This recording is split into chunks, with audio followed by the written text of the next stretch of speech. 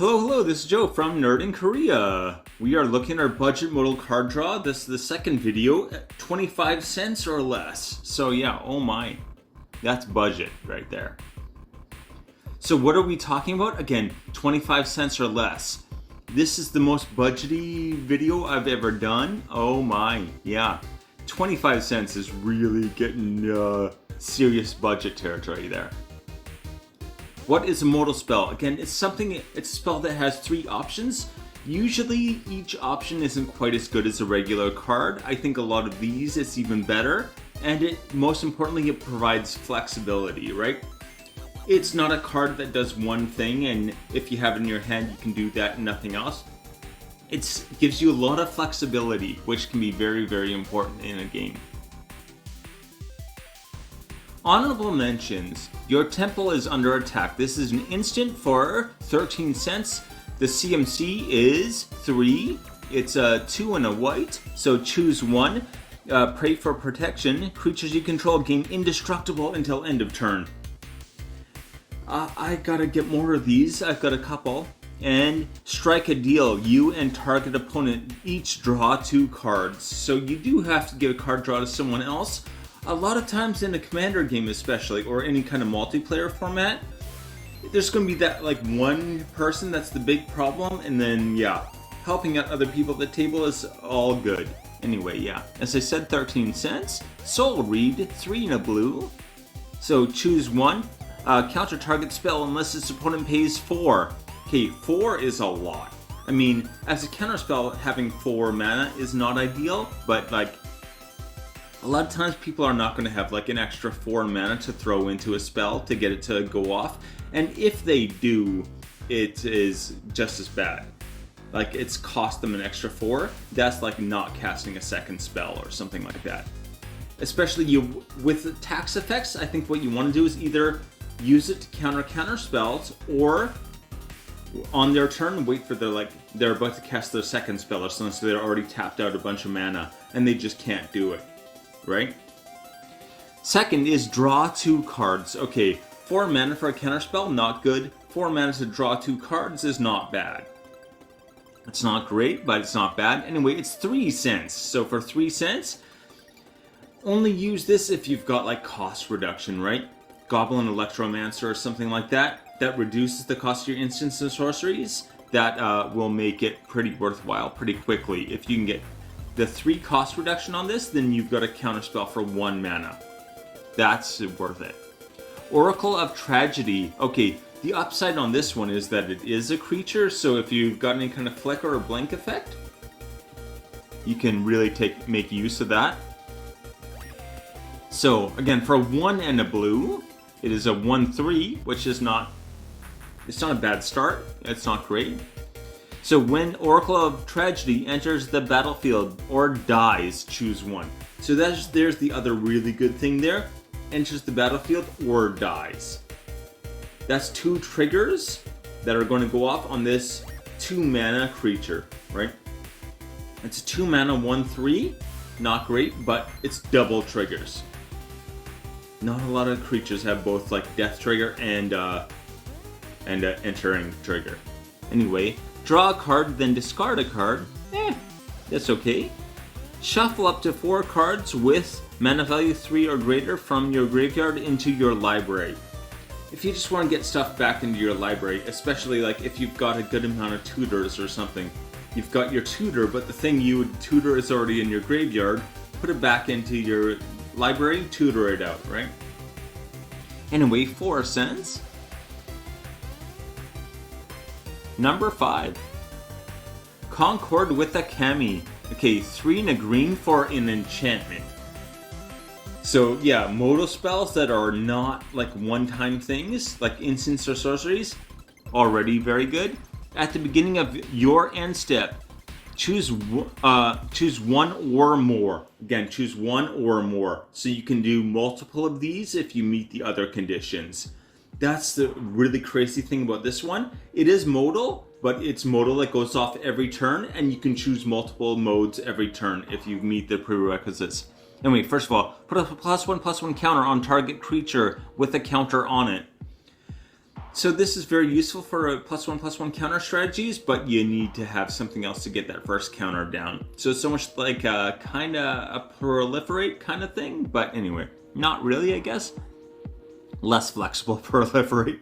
Anyway, draw a card if you control an enchanted creature. Okay, so if you have an enchanted creature, just draw a card. Definitely do that. Number 3, create a 1/1 color spirit token if you control an equipped creature. So yeah, equipped creatures, being able to make token creatures is very, very good, because a lot of times if you're doing like an equipment deck, what you really need is just anything to put the equipment on, right?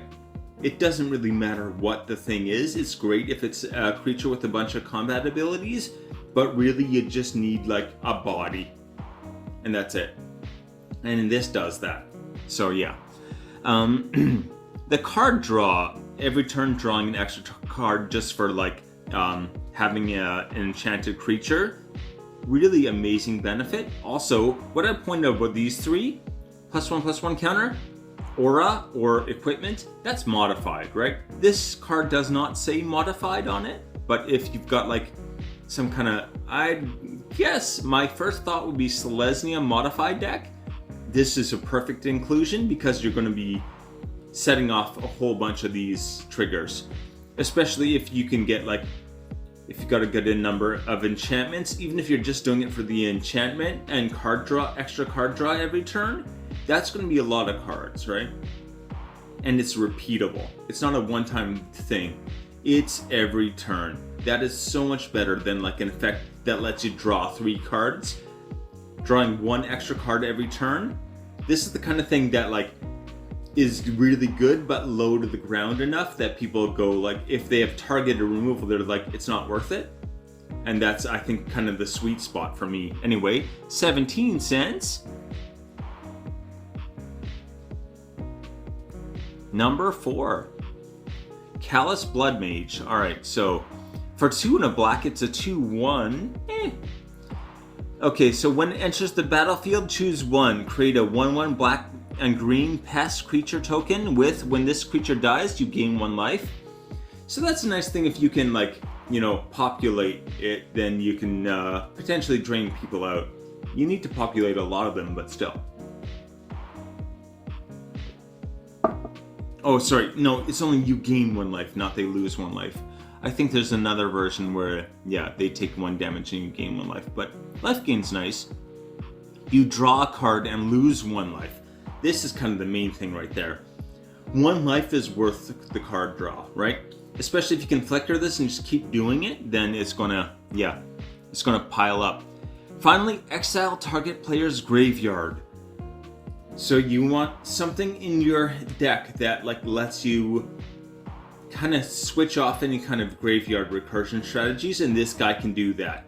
This guy can do that quite well, actually. So yeah, you can just keep like exiling their whole graveyard, and it shuts off any kind of like graveyard recursion deck. Is just going to be turned off right away. It's an off button, which is what I love to see on a card.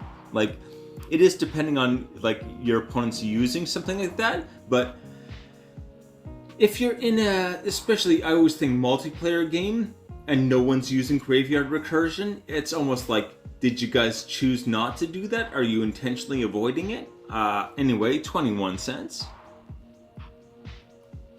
Number 3, Cathartic Pyre. Okay, so this is 1 in a red for an instant. It's choose 1, deal 3 damage to target creature or planeswalker. It'd be great if it was a player, but you know, this actually does a lot of work. 3 covers a lot of creatures, like having above 3 toughness. There are of course going to be lots of things that do, but a lot of the cards that have like a function where they're like causing trouble, having some kind of non-combat effect, they're going to be in the like 1 to 3 toughness range, and that's where this is just like a removal spell. And finally, discard up to 2 cards, then draw that many cards. This gives you the option of how many you're discarding. That's what's really nice about this. It can be 2, but if there's only 1 card where you're like, I don't need this, I'll just replace it with something else, you can do that as well. So yeah. Again, with some kind of cost reduction, this gets really good. Goblin Electromancer, if you're paying 1 red to get either of these effects, it's very, very good. Anyway, 21 cents. Number 2. Consult the Necro Sages. Okay, so 1 Demir, alright? 1 blue-black, I guess I'll say. Choose 1. Target player draws 2 cards or target player discards 2 cards. I like the flexibility of this. Again, target player, not you draw or they discard. This lets you discard if you've got madness. This lets, someone else draw if you're trying to like get a little bit of a political favor kind of thing. Or if there's a big problem at the table and you need to help out someone so that they can maybe deal with it, then hey, great, there it is, right? Anywho, 19 cents. Oh, please hit like and subscribe. It really does make a difference. It does. Okay, Into the Fire. So it is 2 and a red. For a sorcery, choose 1. So it deals 2 damage to each creature, planeswalker, and battle. Battles are annoying, I know, but planeswalkers, just damaging all of them, is going to like stop that ultimate from going off or whatever. And 2 damage to creatures might not sound like a lot, but it's going to get rid of all the little guys, right? If someone's doing like a token strategy, you're probably just going to shut them down. It's going to just like annihilate their board. So yeah, 2 is not a lot, granted, but it can get the job done. Anyway, 15 cents. Oh, sorry, I didn't even get to the second thing. Put any number of cards from your hand on the bottom of your library, then draw that many cards. I recently did a River Song deck and didn't put this card in. I think I have to go back and put it in somehow. So you can just put a whole bunch of cards on the bottom of your deck and then draw that many plus 1. Just a really, really good ability. Again, it is essentially card draw. You're giving up what's in your hand. But if you want what's in your hand, just cast it first, right? This is great to replace things, to keep things... It's a wheel effect, essentially. And you're getting 1 extra card as well, which is always nice. Anyway, 15 cents.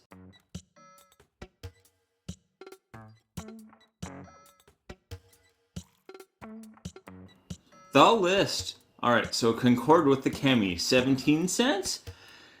You got a modified deck, get this. Callous Blood Mage, 21 cents.